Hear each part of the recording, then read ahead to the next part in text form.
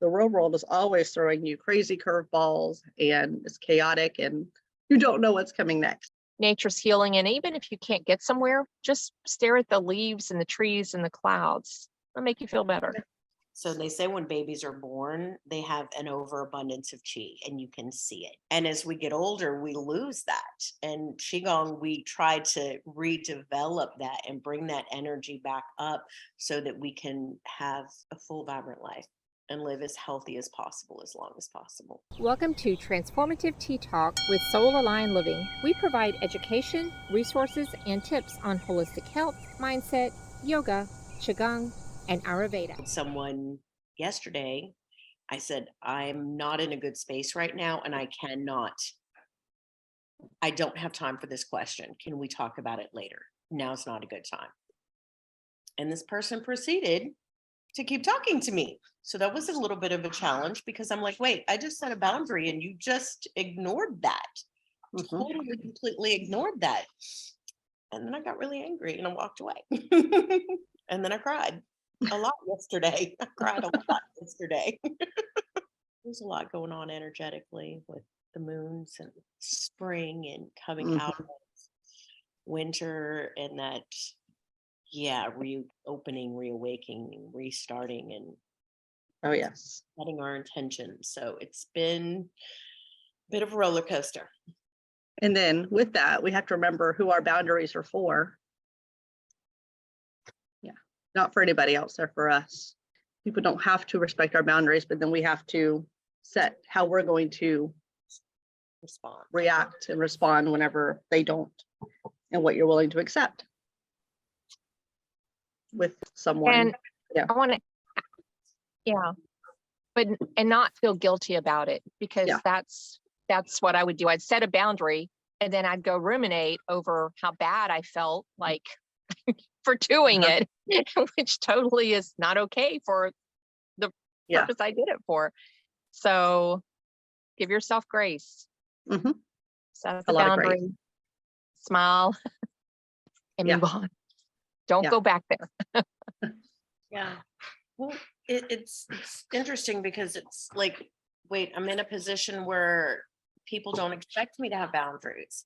They expect me to be accessible to them at all times. And that's difficult to teach them how to do that. And I'm like, wait, I set a boundary and nobody, not nobody, because a lot of people do. I have to say, I've got a few that are amazing. And I'm like, hey, don't do this. And they're like, absolutely not a problem. Or we've got this going on, is now a good time.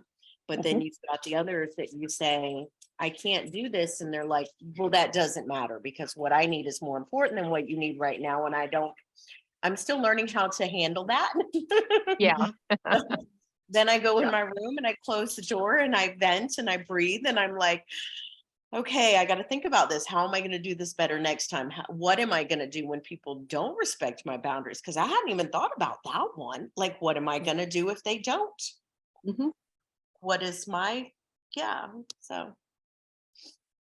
And what you did was the best thing to do. You just said, I'm going to have to step away from this for a second. And then what you do after that, is what you do. But at least you have to hold that boundary. And I think that's one of the hardest things. It's easy to say, well, I'm going to set this boundary. But then the thing is maintaining your boundaries. That's where it gets hard, because you can say all day long, I'm going to set this boundary. And then something happens and your boundary's out the window. And it's nobody's responsibility to hold your boundary but yours. So that's where we get into problems. But then realizing that you have to give yourself grace, because it's a journey. It's not, even though you may know techniques to help you, it's still, I know the techniques. I teach the techniques. Does that mean I will always perfectly handle everything? Absolutely not. Never. I don't know if ever. I like to think sometimes, but every time. Well, 100%. No, it's never 100%. So because we live in the real world, and the real world is always throwing you crazy curveballs, and it's chaotic, and you don't know what's coming next. You think you have everything under control. You think that, you're good, and then something else happens that you have to learn how to deal with. So the universe continues to send you things. You deal with one thing, you handle it well, and the universe is like, all right, next. So this is what we learn in Qigong, that it's a flow. Mhm, It can't be all black and it can't be all white. mhm. And we want to try to get into this middle part as much as possible so that we're just staying in that balance. But yeah, Right. it's never going to be 100% one Yeah. way or the other. It's always fluid. Yeah, you're always riding the waves and just taking things as they come, it seems. All right, so I'm on the group. I'm just watching for questions.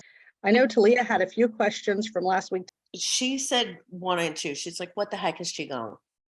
And Okay. how do you meditate? So I did a little bit of research last night, and I've got out my books and my things, and I read a whole lot, because while I know what Qigong is, I don't know how to explain it. So Qigong, the definition of Qi is life force, energy, or breath. And Gong is to work or to cultivate. So it can be life energy cultivation or breath work. And in medical Qigong or traditional Chinese medicine, it's believed that disease is the result of blocked or stagnant Qi. So in Qigong, we want to build up that Qi and work on our breath and remove any blockages so that we can maintain better wellness. So they say when babies are born, they have an overabundance of Qi, and you can see it. You can see their joy and their energy, and they're overflowing with all of the things, the feelings, the emotions. If they're crying with everything they have. If they're laughing with everything they have. That deep belly laugh, or you see it in their toes and their eyes, and it's all consuming that energy.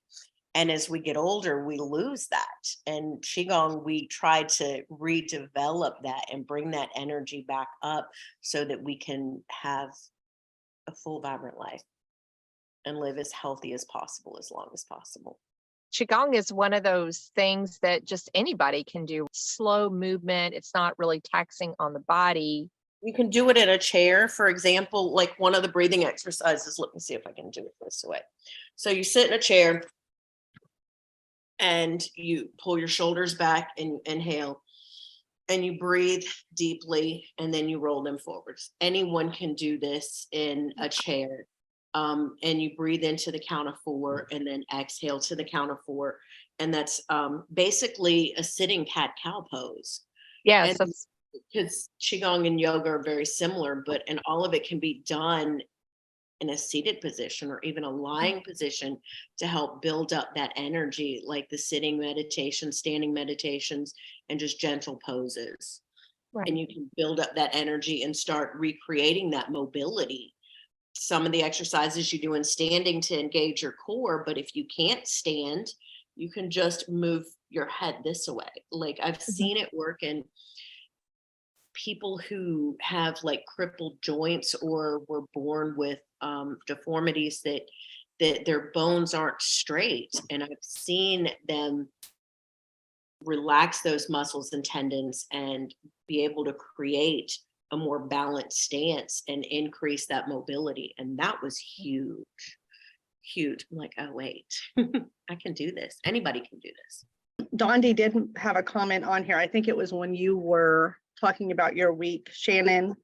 Dondi said it's very hard to flex that muscle, but as a recovering people pleaser, it's getting stronger. Yes, I am a recovering people pleaser. And she also likes your setting.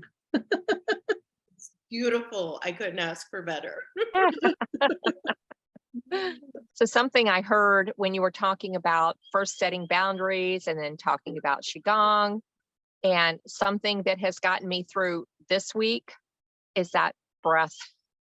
It's focusing on mindful breathing. And there's so many breath practices out there, and you can change it up, but it's there was a very challenging situation going on with someone I love very deeply this week. And when that happens, you can't do anything. And all you moms out there, or or if you have parents, you are not in control of another human being Nope.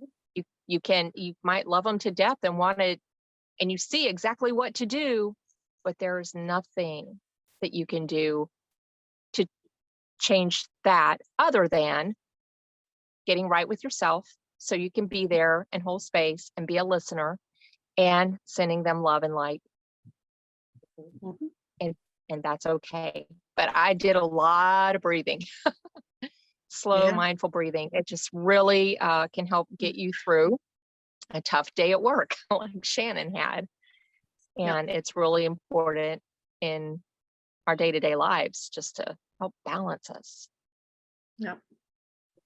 I didn't do the Qigong breathing is so much, which is, the measured in and out breath. I Right. went with Shan's breathing technique of have your breath going out be longer than your breath going in. Mhm. And I did a whole lot of that this week to kind of reset my senses, because I felt myself Right. getting pulled into this spiral of just really negative emotions and feeling overwhelmed. Yeah. Yeah. My go-to breath practice is ocean breath. Mhm. I think because it's easy, I don't have to think about it really. And I just breathe in through the nose and out through the nose and just get that little constriction in the throat, like I share in yoga. But it's just it's like my go-to. And there's so many out there. So I think everyone, if you find a breath practice that works, or try different ones, but it'll really, it's like magic. You could be like, oh, what do I do next? What do you can be here. And then whatever the breath practice, just even if you just focus on your breath and slow down and visualize your breath as waves, will just bring you back into a more peaceful state so you can think and know what to do next or not do next. Do you want to explain how to do ocean's breath or walk us through a minute Yeah. of ocean's breath or 30 seconds? Sure. And we can do a square breathing or something like that Yeah. afterwards. Okay, so ocean breath is where you are breathing in through the nose and out through the nose. But to feel what it feels like, you breathe in through the nose and then you breathe out with your mouth open, like you're fogging up a mirror. So, and just notice how that feels. And then do it this time closing the mouth. So you inhale in through the nose and out through the nose, slowly and mindfully. And you can feel like a little constriction in your throat. And don't worry if you're doing it wrong. There's like you'll get the feel of it. It sounds like an ocean in your ear, which makes me think of ocean breath, which that in itself, thinking of the ocean is calming, but it's inhale.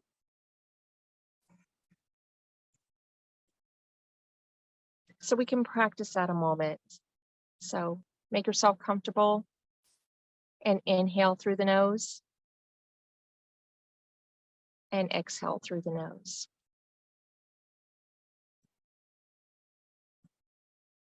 And keep that going. You can lower your gaze, soften your gaze, or close your eyes.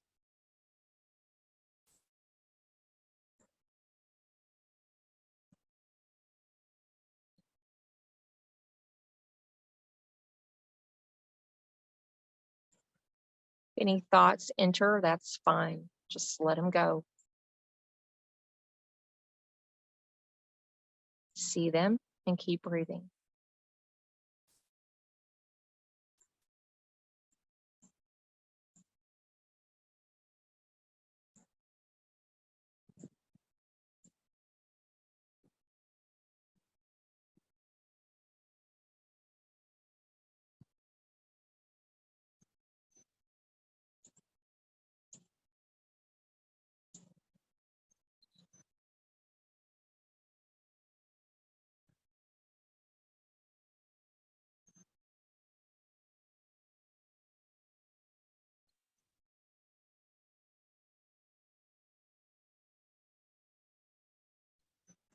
And then you can open your eyes slowly. And just notice how you feel. Now, in a moment of, oh, like I was last week with like what to do, what to do, what to do. I didn't do it that long, but I did a few breaths, just enough to kind of recenter me and reground me. So you just do what you feel is needed for you in the moment.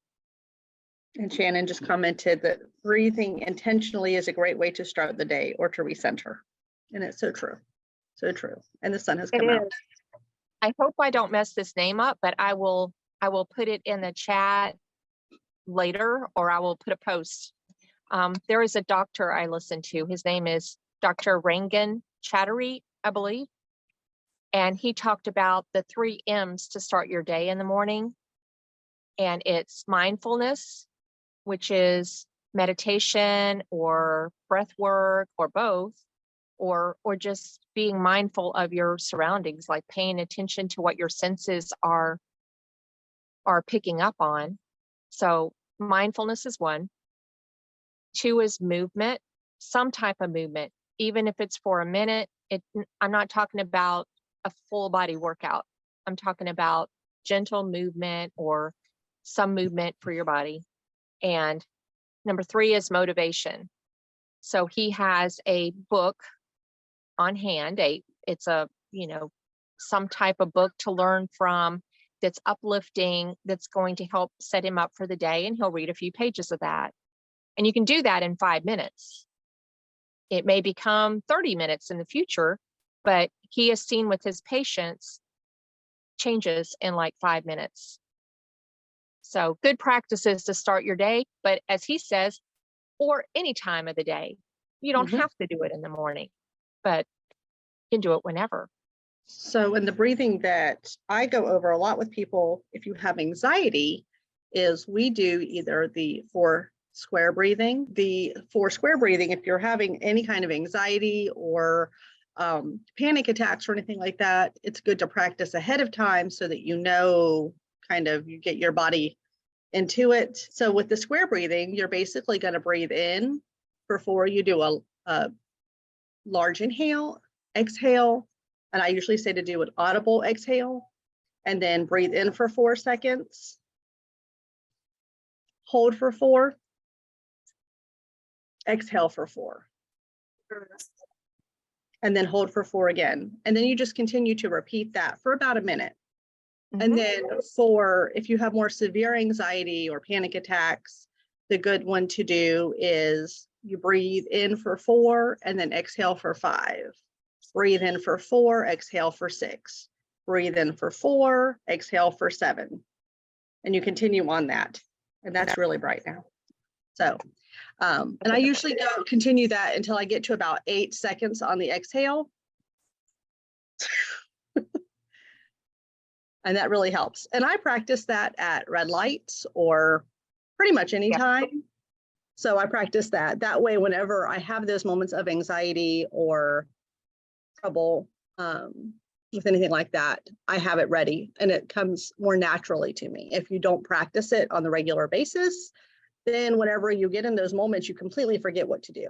So it's good to practice, stop at a red light, do some 4 square breathing, if you're, find a way for you to do it during your shower.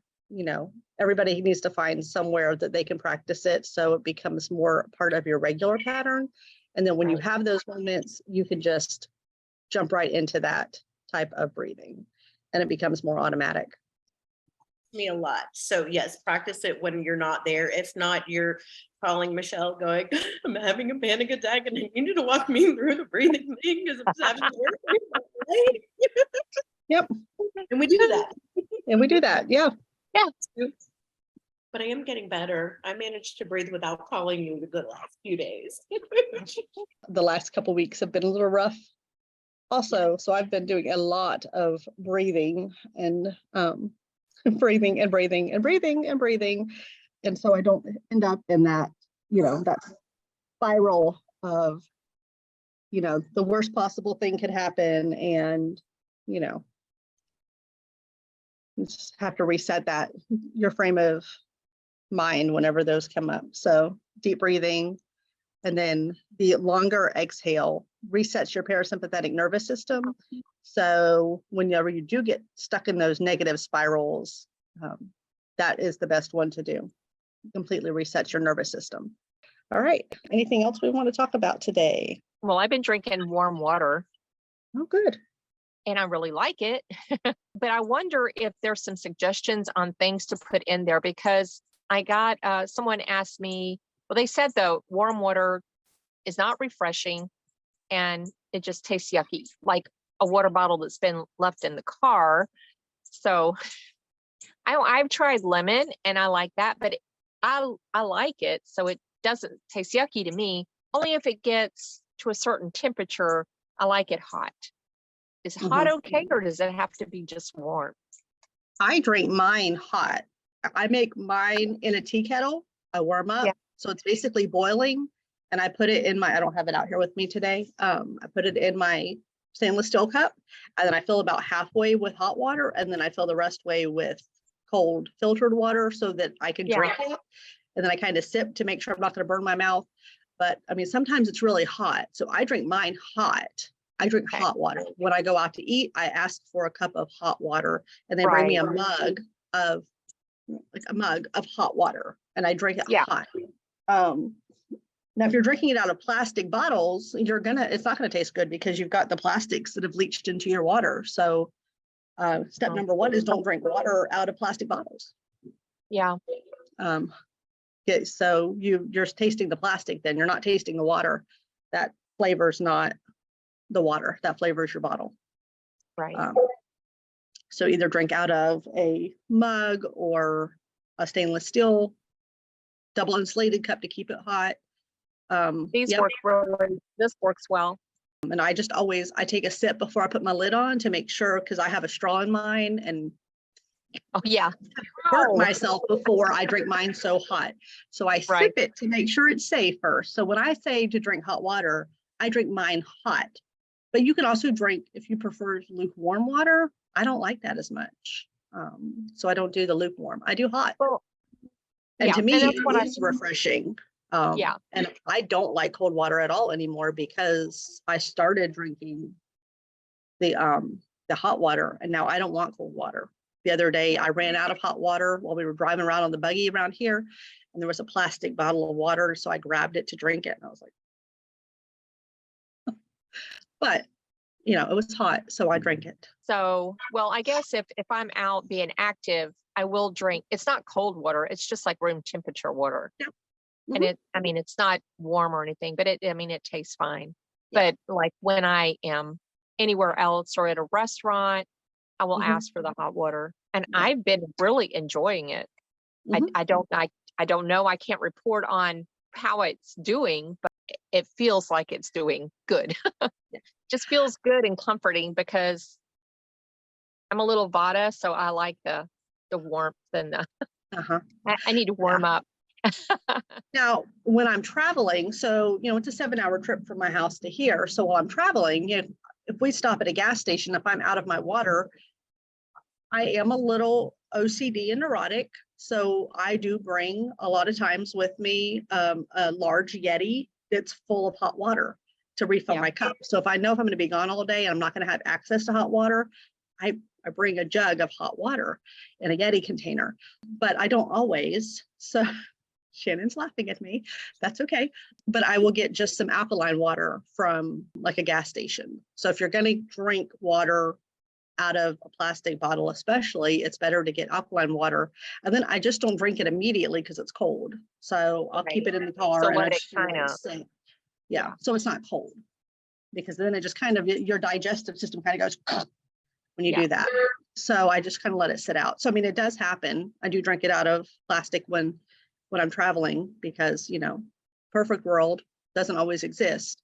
So, but then I get the alkaline water. So try to get the alkaline water that's at least a 9 or higher if you're going to drink the alkaline water. It's still in a plastic bottle, but it's better than just regular old plain water. And then as far as additives, you can You can do lemon, you can do cucumber, you can do lime, you can add some cinnamon and ginger to your Okay. hot water. And those really get your digestive fires going and help with digestion a lot too. So those are the things. You just have to be careful based on your constitution. If you're more a fiery pitta type, the lemon makes you a little bit more fiery. So like with Shannon, we had to switch from lemon to cucumber, I think, because Shannon is a pitta type, and pitta is more fiery and gets a little bit more agitated easier and gets more out of balance on those. So we switched over to cucumber for her. But you can do, depending on what your dosha is, then we have to kind of switch it up a little bit. I just do plain water. I don't like anything in my water. I just do hot water. But some people need something in their water. So try out lemon, see how it feels. Try out cucumber, see how it feels. You can put some strawberries. I've seen people put strawberries, kiwi, things like that in their water. And all of those would be good. So any kind of those little fruits that you can put in water, and then add just a little bit of cinnamon and ginger for flavor if you'd like. I think for some people, it's hard to break that habit of ice water because Mhm. in those hot, humid climates, Yeah. very much ice in everything. So for me, it was easier because I started with room temperature water. Mhm. I've gotten used to that. So when I transitioned from room temperature to hot, it was a little bit easier. I still need Okay. Yeah. That's a good tip. And I know, I don't know if Talia is watching or not. I know she did comment on one of our last posts that she'd started drinking hot water and she felt a lot better, but she hasn't commented to say she's watching or anything today. So I'm not sure if she's joined us just to see like how she feels, like what feels different for her. But maybe when she does watch it, if she's not watching right now, she can comment on, the change and how it makes her feel. I don't know. For me personally, I have more of a sluggish digestion. So for me, it keeps everything kind of moving along. Because I'm tridoshic. I have a little bit of all of them, but I tend to be more kapha, especially because, with my work, I'm sitting a lot. I don't get up and move a lot because I have a desk job. So for me, it helps because I'm sitting at a computer for a large portion of the day to kind of make sure that everything continues to flow. I will say that I've gone out to eat a lot recently, just trying to catch up with friends. And it seems like it's always at a restaurant. And I've been drinking the hot water, and I don't typically eat out. So usually if I eat out, I'll get a belly. I'll have some digestive issues because my body's just not used to those kind of foods. And I haven't had any of that at all. And I would always have my hot water. I tried it with lemon, and it's good with lemon, but I like it plain as well. And, so on the bellyache scale, none at all, which is unusual for as much eating out and what I've been eating out. I mean, I went to Olive Garden and there were breadsticks. Okay. And Alfredo sauce. And I ate like I'd never eaten before. So no belly. Yep. So it does help. So that is a difference I've noticed. I just have gotten to the point a long time ago that I just can't drink cold water because I know when I drink cold water, I feel uncomfortable. So there's that. And if I drink cold water, my throat starts spasming, I start coughing, my stomach feels tight. So I guess if I'm drinking it, so yeah, I guess I do notice a difference drinking water. Yeah. Yep. I don't know. The cold water just kind of makes, okay, so it just clamps everything down. So, and then whenever you have the hot water, it just opens everything up and allows everything to work better. I'm going to throw one more thing out there that, Okay. because it has been a week for me. And in addition to the breath work, I went out in nature, and that's one thing that is, again, it may be different for everyone, but going out in nature and just being in nature even if you have allergies, is calming and it's healing, and it kind of helps center you. It takes you out of your environment, because where I'm at, I'm out in nature all the time. I'm out in nature right now, but it's kind of like I went out on a trail where there's water and there's trees and there's moss, and it was just it was a different setting, I guess is what I'm trying to say, different from what I'm used to. And it gave me a chance to just breathe and be in that space. So nature's healing. And even if you can't get somewhere, just stare at the leaves and the trees and the clouds. It'll make you feel better. I have done a lot of barefoot walking this week. That's been nice, because it's been, well, the first of the week was cold, and now, the last couple of days has been, it's like upper 70s, 80s. It's been hot. And so I've been doing a lot of barefoot walking. So just letting, the earth kind of ground me and reset me while I'm here on my little vacation.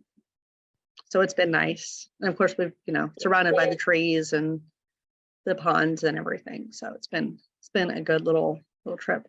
I know that we are going to talk about spring. I think we'll do that next Saturday.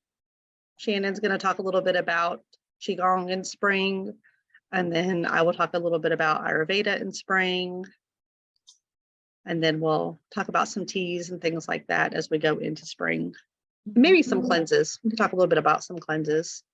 With that, or add to that a little bit. So spring is about liver and gallbladder time and focus. So yeah, some things to detox the liver and help, detox our bodies. And I'll really need to be talking about cleanses after this week and being on vacation, because everybody knows no matter how good you are when you're on vacation, you don't eat good. So definitely know that I'll be needing a restart on my eating. So, because what happens here at the farm, it's really good. It's just not good. It's not good. So, well, I think that's going to wrap us up for today. If you have any questions, drop them in the comments. Drop them in the comments, send us a message. Bye. Yay. Bye, everyone. Have a beautiful day.